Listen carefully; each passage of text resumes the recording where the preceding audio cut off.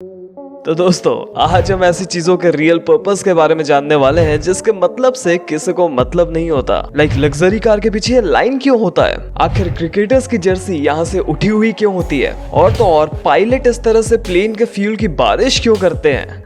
पैसा ही पैसा होगा। अब क्योंकि हम में से अधिकतर लोग रोजाना ऐसी चीजों को देखते हैं, लेकिन इसके पीछे का रियल पर्पस हम में से अधिकतर लोग नहीं जानते। तो इस वीडियो में हम कुछ ऐसी ही चीजों और उनके पीछे छुपे रियल पर्पस के बारे में जानेंगे। लेकिन अगर आपने अभी तक इस चैनल को सब्सक्राइब नहीं किया तो जल्दी से कर लीजिए, क्योंकि हम अक्सर ऐसी इंटरेस्टिंग वीडियोस आपके लिए लाते रहते हैं।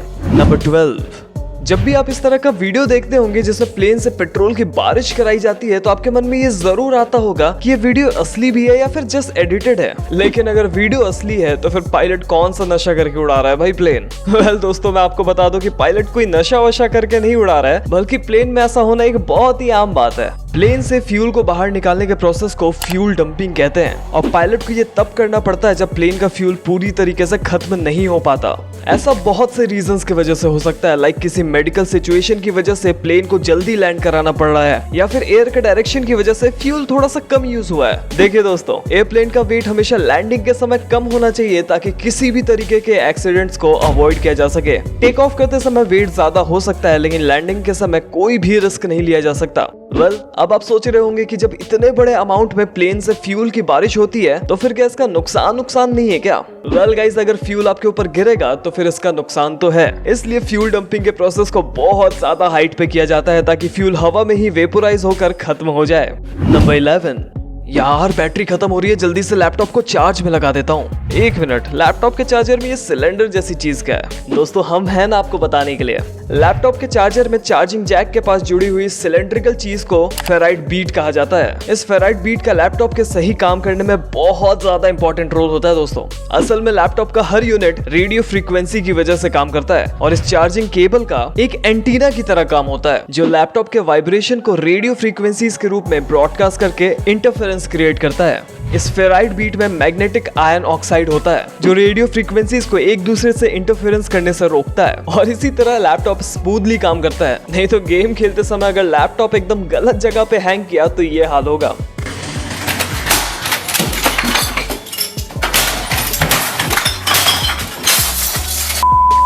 नंबर 10, दोस्तों, क्या आपने कार के पीछे कभी इन लाइंस को ऑब्जर्व किया है? वैसे आप लोग का नहीं पता, लेकिन मेरे खानदान में बहुत ज्यादा रिस्पेक्ट किया जाता है। मुझे एक बहुत ही रिस्पेक्टेड खानदानी कुली का दर्जा मिला हुआ है। अगर आप भी मेरी तरह डिक्की में सामान रखते होंगे तो आपने इन लाइंस को जरूर नोटिस किया होगा। असल में ये लाइन नहीं बल्कि मेटल वायर्स होती हैं जिन्हें डीफॉगर्स भी कहा जाता है, और ये सिर्फ महंगी गाड़ियों में ही होती है दोस्तों। हाँ, कई सस्ती गाड़ियों में भी ये पाई जाती है, पर वो स्टिकर वाला स्कैम होता है। इन मेटल के वायर्स का काम कार के पीछे लगी बर्फ और वाटर वेपर को गर्म करके हटाने का होता है, जिसे कार में लगे इस बटन से एक्टिवेट किया जाता है। हाँ, तो अब आप समझ गए होंगे कि अगर आपको ये बटन दिखे तो क्या करना है। नंबर 9, पिज्जा में लगी हुई है प्लास्टिक की छोटी सी टेबल जैसी दिखने वाली चीज। कभी भी जब आप लोग पिज्जा ऑर्डर करते होंगे तो पिज्जा के बीच में एक प्लास्टिक की छोटी सी टेबल जैसी चीज लगी होती है। वेल, जब शुरू में मुझे मिलती थी ये चीज तो मुझे तो कभी समझ में नहीं आई कि आखिर इसका काम क्या होता है, क्यों देते हैं ये। लेकिन फिर बाद में मुझे पता चला कि ये एक स्टैंड की तरह काम करती है जो पिज्जा को उसके बॉक्स से दूर रखती है ताकि पिज्जा के टॉपिंग्स खराब ना हो जाएं, और जब पिज्जा आपको मिले तो सारी टॉपिंग्स अपनी जगह पर ही लगी हुई हो, ना कि पिज्जा के बॉक्स के ढक्कन में। नंबर 8, दोस्तों, अब जो मैं आपको एक क्रिकेट का फैक्ट बताने वाला हूँ वो सच में बहुत ज्यादा इंटरेस्टिंग है, तो ध्यान से सुनिएगा। तो देखिए, हमें तो पता है कि क्रिकेट में 3 स्टंप्स होते हैं, लेकिन सिर्फ 3 ही क्यों होते हैं? 4 क्यों नहीं होते? 5 क्यों नहीं होते? या फिर 2 क्यों नहीं होते हैं? तो आपको ये जानकर शॉक लगेगा कि पहले क्रिकेट में 3 के जगह 2 स्टंप्स हुआ करते थे, जिनके बीच में 6 इंच की दूरी हुआ करती थी। और पुराने जमाने में जब आपको दौड़ के रन लेना होता था तो आपको ये 6 इंच के अंदर से बैट डालना पड़ता था। जानता हूँ, इसका कोई सेंस नहीं बनता, और पहले अगर बॉल विकेट के अंदर से गुजर जाती थी तो आउट। मगर इसका एक बहुत ही बड़ा डिसएडवांटेज था, और वो ये था कि कभी कभी बॉल इसके बीच से इतनी तेजी से गुजर जाती थी कि पता ही नहीं चलता था कि बैट्समैन आउट है या फिर नॉट आउट है। और इसी प्रॉब्लम के सॉल्यूशन के रूप में 2 के जगह 3 स्टंप्स को इंट्रोड्यूस किया गया।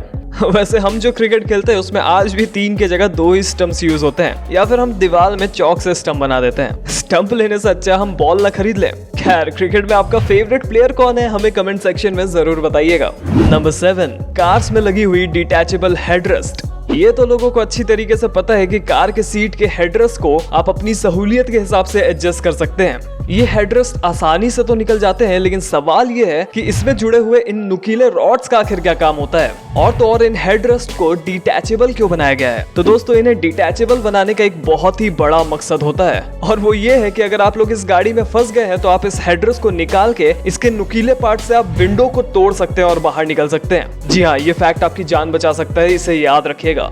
नंबर 6, अगर आप बड़ी बड़ी बिल्डिंग्स देख के, बड़ी बड़ी स्काई स्क्रैपर वाली बिल्डिंग्स देख के चौंक जाते होंगे तो ये वाला फैक्ट सिर्फ आपके लिए है। क्या आप जानते हैं कि इन ऊंची ऊंची इमारतों में आखिर ये खाली फ्लोर्स क्यों बना दिए जाते हैं? क्योंकि अगर लॉजिकली सोचे तो खाली फ्लोर बनाने में तो उन्हीं का नुकसान है ना, लेकिन नहीं गाइस, इसमें उनका फायदा है कि वो बिल्डिंग कॉन्ट्रैक्ट से बच जाते हैं। जी हाँ, दरअसल इन स्काई स्क्रैपर्स को बनाने से पहले बिल्डिंग का कॉन्ट्रैक्ट को बनाया जाता है, जिसमें उनके सैंपल नंबर ऑफ फ्लोर्स की लिमिट बता दी जाती है। अब इस नंबर ऑफ फ्लोर की लिमिट से बचकर अगर आपको अपनी बिल्डिंग को और ऊंचा दिखाना है और बादलों की ऊंचाई तक पहुंचाने के लिए इन फ्लोर्स को खाली छोड़ दिया जाता है। और साथ ही साथ दूसरा रीजन ये भी है कि खाली फ्लोर्स बिल्डिंग में लगी हुई आग को फैलने से भी रोकता है। तो दोस्तों अगर आपका भी सपना है कि आपको अपनी जिंदगी में ऐसी बड़ी बिल्डिंग्स बनानी है तो इस वीडियो को जरूर लाइक कर दीजिएगा।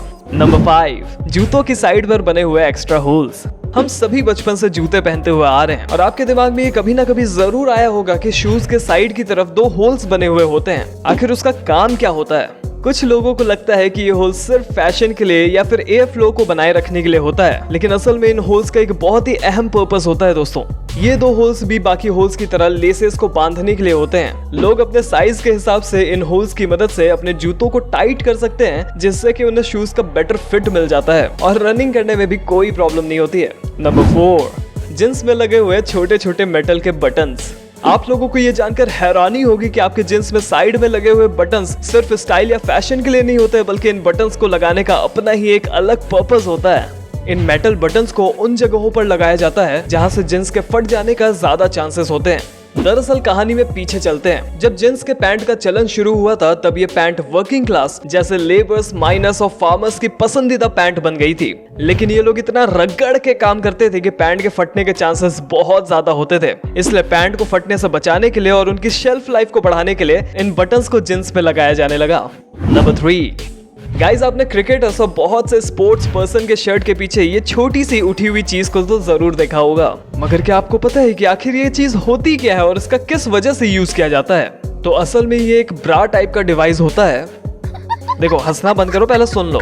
हाँ, तो ये ब्रा जैसी दिखने वाली डिवाइस में एक जीपीएस लगा होता है, जो पहले तो खिलाड़ी कितना चलता था बस ये बताता था, बट अब समय के हिसाब से अब ये इतना ज्यादा अपग्रेड हो चुका है कि अब ये सब कुछ ट्रैक करता है कि एक प्लेयर कितने बार एक्सेलरेट करता है, कितने बार डी एक्सेलरेट करता है, उसकी स्पीड कितनी है, उसका हार्ट बीट रेट क्या है। इन जैसे बहुत से पर्पस के लिए यूज किया जाता है अब ये। वैसे तो दोस्तों इसे शर्ट के नीचे पहनते हैं, वरना यार क्रिकेट तो कॉमेडी शो बन जाता। नंबर 2, अगर आप एक प्रोफेशनल चोर होंगे तो आपको ये फैक्ट तो पहले से ही पता होगा, बट एज आई नो कि आप लोग चोर नहीं है और बनना भी नहीं चाहते, इसलिए मैं आपको बता दूं कि अगर आप ट्रेन में लगे हुए फैंस और लाइट्स को घर में जलाने की कोशिश करेंगे तो भाई भूल जाओ, क्योंकि आपके घरों में ना ही वो फैन चलेगी और ना ही वो लाइट जलेगी। और वजह यह है कि इसके पीछे रेलवे ने कुछ ज्यादा ही जबरदस्त दिमाग लगा रखा है। उसने अपने सारे फैंस और लाइट्स को 110 वोल्ट पर चलने के लिए सेट कर दिया है। अब मैं आपको बता दूं कि ये 110 वोल्ट का करंट सिर्फ रेलवे में ही आता है और हमारे घरों में जो इलेक्ट्रिसिटी होती है वो 220 वोल्ट की होती है। तो अगर आप किसी तरीके से पिट पिटाकर फैंस और लाइट्स को अपने घर पे ले भी जाते हैं तो भी आप इसका कुछ कर नहीं पाएंगे। नंबर 1, कैसे फेविक्विक आपके हाथों में चिपक जाता है ना, आपकी चमड़ियों को उखाड़ देता है निकालते टाइम। लेकिन जब आप जानेंगे कि फेविक्विक का रियल पर्पस क्या था तो फिर ये आपको बिल्कुल भी डेंजरस नहीं लगेगा। दरअसल दोस्तों सबसे पहले फेविक्विक वॉर्स के टाइम पे बनाया गया था और वो सोल्जर्स के घाव को ठीक करने के लिए था। यानी कि अगर वॉर के टाइम पे किसी को चोट लग जाती थी तो फिर वो फेविक्विक से अपने चोट को चिपका सकते थे।